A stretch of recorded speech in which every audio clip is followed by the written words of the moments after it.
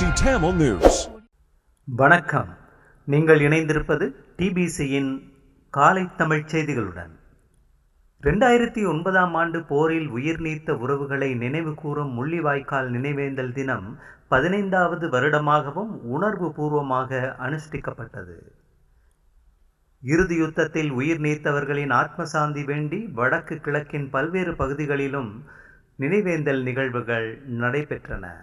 இறுதி யுத்தத்தில் உயிரிழந்த உறவுகளை நினைவு கூறும் பிரதான முள்ளிவாய்க்கால் நினைவேந்தல் நிகழ்வு முள்ளிவாய்க்கால் நினைவு முற்றத்தில் நடைபெற்றது. நினைவு முற்றத்தில் முள்ளிவாய்க்கால் பிரகடன உரை நிகழ்த்தப்பட்டு இறுதிக்கட்ட யுத்தத்தில் தன்னுடைய கணவனை இழந்த முள்ளியவளை பகுதியைச் சேர்ந்த கோவிந்தராசன் புனிதவதி என்பவரால் புதுச்சுடர் ஏற்றப்பட்டதுடன் மலர் அஞ்சலியும் செலுத்தப்பட்டது. சர்வதேச மன்னிப்பு சபையின் செயலாளர் நாயகம் அக்னஸ் கால்மாட் இந்நிகழ்வில் கலந்து கொண்டு உயிர் நீத்தவர்களுக்கு அஞ்சலி செலுத்தினார். நினைவேந்தல் நிகழ்வில் பாராளுமன்ற உறுப்பினர்கள், சமய தலைவர்கள், உயிரிழந்தவர்களின் உறவினர்களும் பங்கேற்றனர். நினைவேந்தலை முன்னிட்டு மல்லாவி, துணுக்காய் நகரங்களில் வர்த்தக நிலையங்கள் மூடப்பட்டிருந்தன. முள்ளிவாய்க்காலில் உயிர் நீத்த உறவுகளுக்கு முன்னாள் வடமாகாண சபை உறுப்பினர் துரைராசா ரவிகரனால் அதிகாலை நந்திக்கடலில் மலர் தூவி சுடரேற்றி உணர்வு பூர்வமாக அஞ்சலி செலுத்தப்பட்டது. அதனைத் தொடர்ந்து வற்றாப்பளை கண்ணகியம்மன் ஆலயத்தில் உயிரிழந்தவர்களின் ஆத்மசாந்தி வேண்டி பிரார்த்தனைகளும் மேற்கொள்ளப்பட்டன. இதேவேளை முள்ளிவாய்க்கால் புனித பவுல் தேவாலயத்தில் முள்ளிவாய்க்கால் இறுதிக்கட்ட யுத்தத்தின் போது உயிரிழந்தவர்களுக்கு விசேட ஆத்மசாந்தி பிரார்த்தனைகள் மேற்கொள்ளப்பட்டதுடன் தேவாலய வளாகத்தில் நினைவேந்தல் நிகழ்வும் முன்னெடுக்கப்பட்டது. மன்னாரில் தமிழ் தேசிய வாழ்வுரிமை இயக்கத்தின் ஏற்பாட்டில் அதன் தலைவர் சிவகரன் தலைமையில் தந்தை செல்வா உருவச்சிலை அமைந்துள்ள பகுதியில் நினைவேந்தல் நிகழ்வு நடைபெற்றது. அத்தோடு இலங்கை தமிழரசு கட்சியின் வன்னி மாவட்ட பாராளுமன்ற உறுப்பினரின் ஏற்பாட்டிலும் நினைவேந்தல் நடைபெற்றிருந்தது. வவுனியாவில் தமிழர் தாயக காணாமல் ஆக்கப்பட்டோர் சங்கத்தினரால் கவனஈர்ப்பு போராட்டம் முன்னெடுக்கப்பட்டது. காணாமல் ஆக்கப்பட்டோருக்கு நீதி கோரி 2645வது நாளாக போராடி வரும் உறவுகள் காணாமல் ஆக்கப்பட்டோருக்கு நீதி கோரி இந்த கவனஈர்ப்பு போராட்டத்தை முன்னெடுத்திருந்தனர். வன்னி மக்களுக்கான ஒன்றியம், வன்னி மாவட்ட காணாமல் ஆக்கப்பட்டவர்களின் சங்கம், சிறந்த இலங்கைக்கான மன்றம், காணாமலாக்கப்பட்டவர்களின் பிள்ளைகளின் சங்கம், உலகத் தமிழர் பேரவை, தர்மசக்தி ஒன்றியம் ஆகியன இணைந்து வவுனியா நகரசபை மைதானத்தில் அஞ்சலி நிகழ்வினை முன்னெடுத்திருந்தன. யாழ்ப்பாண பல்கலைக்கழக மாணவர் ஒன்றியத்தின் ஏற்பாட்டில் நினைவேந்தல் நிகழ்வானது யாழ்ப்பாண பல்கலைக்கழகத்தின் முள்ளிவாய்க்கால் நினைவேந்தல் தூபியில் நடைபெற்றது. இலங்கை தமிழரசு கட்சியின் வட்டுக்கோட்டை தொகுதி கிளையின் ஏற்பாட்டில் வலந்தலை மடத்துக்கரை முத்துமாரியம்மன் ஆலய முன்றலில் நிகழ்வு நடைபெற்றது. கிளிநொச்சியில் சமத்துவ கட்சி அலுவலகத்தில் முள்ளிவாய்க்கால் நினைவேந்தல் அனுஷ்டிக்கப்பட்டது. முன்னாள் பிரதேச சபை உறுப்பினர் மயில்வாகனம் தலைமையில் இடம்பெற்ற நிகழ்வில் பொதுச்சுடர் ஏற்றப்பட்டு தொடர்ந்து ஏனைய சுடர்களும் ஏற்றப்பட்டு மலர் வணக்கமும் செலுத்தப்பட்டது. மட்டக்களப்பு காந்தி பூங்காவில் முள்ளிவாய்க்கால் நினைவேந்தலுக்கு அம்பாறை, மட்டக்களப்பு, திருகோணமலை மாவட்டங்களைச் சேர்ந்த நூற்றுக்கணக்கானோர் ஒன்று திரண்டிருந்தனர். இவ்வாறு ஒன்று திரண்ட மக்கள் முள்ளிவாய்க்காலில் படுகொலை செய்யப்பட்ட மக்களுக்கு நீதி வேண்டும் என கோரி வெள்ளைக்கொடிகள் ஏந்தியவாறு ஆர்ப்பாட்டத்தில் ஈடுபட்ட பின்னர் அங்கு அமைக்கப்பட்ட நினைவேந்தல் பகுதியில் ஈகைச் சுடரை ஏற்றி உணர்வு பூர்வமாக மலர் தூவி 2 நிமிடம் அஞ்சலி செலுத்தினர்.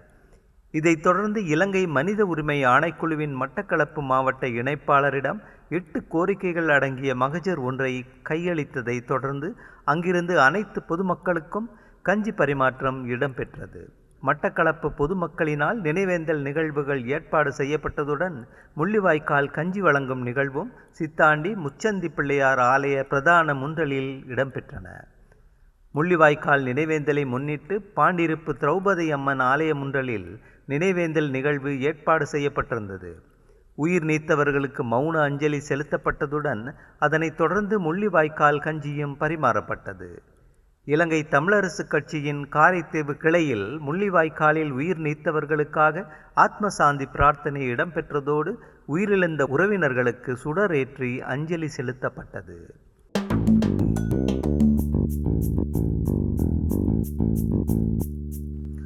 மூன்றாவது ஆண்டாகவும் சிவில் சமூக ஏற்பாட்டாளர்களின் மற்றும் மனித உரிமைகள் ஆர்வலர்களால் கூட்டாக ஏற்பாடு செய்யப்பட்டிருந்த நிகழ்வு வெள்ளவத்தை புகையிரத நிலையத்துக்கு அண்மையில் கடற்கரையில் நடைபெற்றது. இந்நிகழ்வில் மனித உரிமைகள் மற்றும் சிவில் சமூக ஏற்பாட்டாளர்களான ஸ்ரீன் சரூர், ஸ்வஸ்திகா அருலிங்கம், சந்தியா எக்னலிகொட, ராஜ்குமார் ரஜீவ்காந்த், கௌதமன் ரத்னவேல், நுவான் போப்பகே உள்ளிட்ட பலரும் கத்தோலிக்க மதகுருமாரும் பொதுமக்களும் கலந்து கொண்டனர். இந்நினைவுகூரல் இடம்பெற்று கொண்டிருந்த தருணத்தில் பிரிதொரு குழு ஒன்று கொடிகளை ஏந்தி கூச்சலிட்டவாறு கடற்கரை பகுதிக்குள் உட்பிரவேசித்து நினைவேந்தல் நிகழ்வுக்கு இடையூறு விளைவிக்க முற்பட்ட வேளையில் அங்கு குவிக்கப்பட்டிருந்த போலீசாரால் அவர்கள் தடுத்து நிறுத்தப்பட்டனர். அதனைத் தொடர்ந்து நிகழ்வை விரைவாக முடித்துக்கொண்டு அங்கிருந்து அனைவரையும் வெளியேறுமாறு தாமதமேற்படின் அதன் பின்னர் நிகழக்கூடியவற்றிற்கு தம்மால் பொறுப்பு கூற முடியாது எனவும் போலீஸ் அதிகாரியொருவர் சட்டத்தரணி ரத்னவேலிடம் எச்சரித்தார். இந்நிலையில் பதற்றமான சூழல் அங்கு ஏற்பட்டதோடு சிங்கள ராவய அமைப்பினரே அங்கு பிரசன்னமானதாகவும் அவர்கள் முரண்பாடுகளை ஏற்படுத்தவும் முனைந்திருந்தமை குறிப்பிடத்தக்கது. இதேவேளை கிழக்கு பல்கலைக்கழகத்தில் முள்ளிவாய்க்கால் நினைவேந்தல் நிகழ்வு நடைபெற்று கொண்டிருந்த போது அங்கு வந்த ஏறாவூர் போலீசார் முள்ளிவாய்க்கால் கஞ்சி வழங்கும் நிகழ்வினை தடுக்கும் வகையிலான அட்டகாசம் புரிந்தனர். எனினும் பல்கலைக்கழக மாணவர்களினால் தொடர்ச்சியாக முள்ளிவாய்க்கால் கஞ்சி பரிமாறும் செயற்பாடுகள் முன்னெடுக்கப்பட்டன.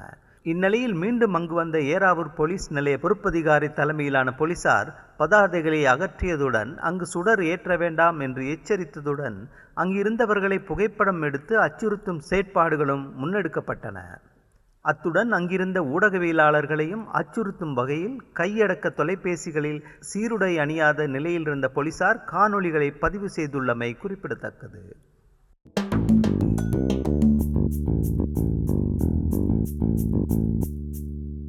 முள்ளிவாய்க்கால் 15வது ஆண்டு நினைவேந்தல் நிகழ்வில் முள்ளிவாய்க்கால் பிரகடனம் வெளியிடப்பட்டது. தென்கையிலை அகத்திய அடிகளாரினால் இந்த பிரகடனம் வாசிக்கப்பட்டது. அப்பிரகடனத்தில் முன் எப்பொழுதும் இல்லாதவாறு ஈழத்தமிழினம் தனது இருப்பின் மீதான அச்சுறுத்தலை எதிர்கொள்கிறது. ஈழத்தமிழினத்தின் இருப்பை சவாலுக்குட்படுத்தும் அலகுகளை எதிர்த்து போராட வேண்டிய வரலாற்று கட்டாயத்துக்குள் ஈழத்தமிழினம் வலிந்து நிர்பந்திக்கப்பட்டுள்ளது. இந்த வரலாற்று கடமை ஒட்டுமொத்த ஈழத்தமிழினத்துக்கானது. யாரும் இப்பாரிய பொறுப்பிலிருந்து விலகிச் செல்ல முடியாத வரலாற்று தேவைக்குள் நாம் இருக்கிறோம் என்று கூறப்பட்டது. நினைவு கூறல் கூட்டு உரிமை சார்ந்தது மட்டுமல்ல, பண்பாட்டு உரிமையும் கூட. ஆகவே ஸ்ரீலங்கா அரசு தமிழின படுகொலை நினைவு கூறலை தடுக்க முடியாது. ஈழத்தமிழினம் தமிழின படுகொலைக்கான நீதியை சர்வதேச விசாரணை கூடாகவே கோரி வருகிறது. அக்கோரிக்கையை மீண்டும் வலியுறுத்த விரும்புகின்றோம். ஈழத்தமிழினம் ஒரு தனித்துவமான தேசத்துக்குரிய அலகுகளை தன்னகத்தே கொண்ட இனம். கட்டமைக்கப்பட்ட இனப்படுகொலை கூடாக தமிழின இருப்பு கேள்விக்குட்படுத்தப்படுகின்றது. இதுவும் இனவழிப்பு போரின் ஒரு அங்கமென நாம் கருதுகின்றோம். தமிழர்கள் ஒரு தேச அங்கீகாரத்துக்குரியவர்கள் என்பதையும் தமிழர்களின் தனித்துவமான இறையாண்மையினதும் ஒருபோதும் உதாசீனப்படுத்தவியலாத சுய நிர்ணய உரிமையின் அடிப்படையிலும் தமிழர்களின் சுயாட்சியை அங்கீகரிக்க வேண்டும் எம் பாசமிகு உறவுகளே. தமிழ் தேசிய விடுதலை தரும் நம்பிக்கையுடன் தொடர்ந்து பயணிக்க முள்ளிவாய்க்கால் பொது கட்டமைப்பினால் இவ்வாறு அழைப்பு விடுக்கப்பட்டது.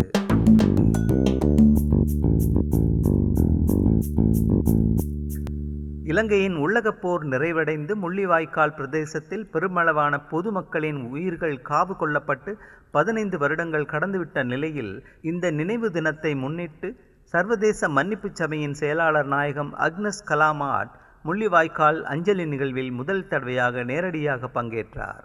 அவர் இலங்கையில் 3 தசாப்த காலமாக நிலவிய ஆயுதம் தாங்கிய உள்ளகப் போரில் பாதிக்கப்பட்ட பலருக்கு நீதியை பெற்றுக் கொடுப்பதற்கு தவறிய இலங்கைய அதிகார தரப்புகள் மற்றும் சர்வதேச சமூகத்தின் இணைந்த கவனீனமான செயற்பாட்டை இன்றைய வருடப்பூர்த்தி நினைவூட்டுகிறது. 15 வருடங்களுக்கு முன்னர் யுத்தத்தின் இறுதி நாட்களில் உயிரிழந்த பெருமளவான அப்பாவி பொதுமக்கள் உயிர் நீத்த பகுதியில் இன்று நாம் மிகவும் துயரத்துடன் நிற்கின்றோம் என்று குறிப்பிட்டார். இந்த நிகழ்வுக்கு முன்னதாக யுத்தத்தின் போது நாம் இழந்தவர்களை நினைவு கூறும் வகையில் தமிழ் சமூகத்தார் முன்னெடுத்திருந்த முயற்சிகளை தடுக்கும் வகையில் கைதிகள், பலவந்தமாக தடுத்து வைப்புகள் மற்றும் வேண்டுமென்றே தவறான கருத்துக்களை பரப்பியிருந்தமை போன்ற நினைவு கூறலை தடுக்கும் வகையிலான சம்பவங்களை நாம் அவதானித்திருந்தோம். உயிர் நீத்தவர்களை நினைவு கூறவும் தமது அன்புக்குரியவர்களுக்காக அமைதியான முறையில் ஒன்று கூடி தமது உணர்வுகளை வெளிப்படுத்துவதற்குமான உரிமைக்கு அதிகார தரப்பினர் மதிப்பளிக்க வேண்டும் என்றும் வலியுறுத்தினார். யுத்தத்தில் இரு தரப்புகளிலிருந்தும் சர்வதேச சட்டங்களுக்கு அமையவும் சர்வதேச மனித உரிமைகள் மற்றும் மனிதநேய சட்டங்களை மீறும் வகையிலான குற்றங்கள் புரியப்பட்டுள்ளமை தொடர்பில் போதியளவு ஆதாரங்கள் காணப்படுகின்றமையை ஐக்கிய நாடுகளின் விசாரணைகள் இனம் கண்டுள்ள போதிலும் அவ்வாறான பாரதூரமான குற்றங்கள் தொடர்பில் பக்கச்சார்பற்ற அல்லது சுயாதீனமான தேசிய விசாரணைகள் முன்னெடுப்பது தொடர்பில் எவ்விதமான முயற்சிகளும் மேற்கொள்ளப்படவில்லை என்றும் சுட்டிக்காட்டினார். அத்துடன் யுத்தத்தின் போது வலிந்து காணாமலாக்கப்பட்ட குடும்பங்களின் எஞ்சியுள்ள அங்கத்தவர்கள் தமது அன்புக்குரியவர்களை தொடர்ந்தும் தேடிய வண்ணம் உள்ளனர்.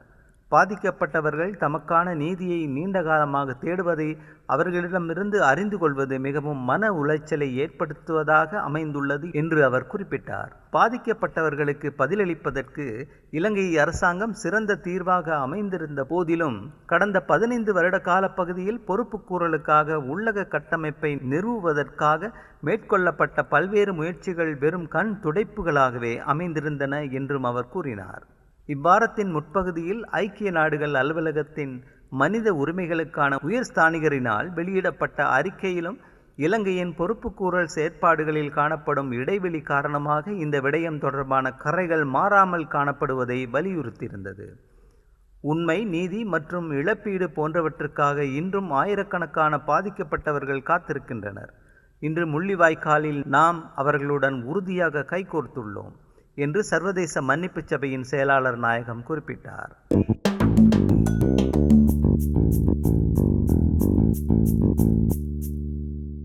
இலங்கையின் உள்நாட்டுப் போர் முடிவடைந்து 15 ஆண்டுகள் நிறைவடைந்துள்ள நிலையில் ஒன்றிணைந்த எதிர்காலத்திற்கான மீளெழுச்சி மற்றும் நம்பிக்கையை பிரதிபலிக்கும் வகையில் அனைத்து இலங்கையர்களுடன் அமெரிக்கா துணை நிற்பதாக இலங்கைக்கான அமெரிக்க தூதுவர் ஜூலி சாங் தெரிவித்துள்ளார். இலங்கைக்கான அமெரிக்க தூதுவர் ஜூலி சாங் நீதி, சம உரிமைகள் மற்றும் வாய்ப்புகளுக்கான அணுகல் ஆகியவற்றை தொடர்ச்சியாக எதிர்பார்க்கும் தரப்பினர் உள்ளிட்ட இலங்கை மக்களுடன் தாம் உறுதியான பங்காளியாக இருப்பதாக அவர் சுட்டிக்காட்டியுள்ளார். நிலையான சமாதானம் மற்றும் முன்னேற்றத்திற்கான பன்முகத்தன்மையை உள்ளடக்கிய வளமான எதிர்காலத்தை நோக்கிய இலங்கையின் பயணத்திற்கு ஆதரவளிப்பதற்கான தமது அர்ப்பணிப்பை தாம் மீண்டும் உறுதிப்படுத்துவதாக ஜூலி சாங் மேலும் தெரிவித்துள்ளார். அந்த செய்தியோடு நிறைவு பெறுவது டிபிசியின் இன்றைய காலை தமிழ் செய்திகள். மீண்டும் மாலை செய்திகளோடு மீண்டும் சந்திப்போம். வணக்கம்.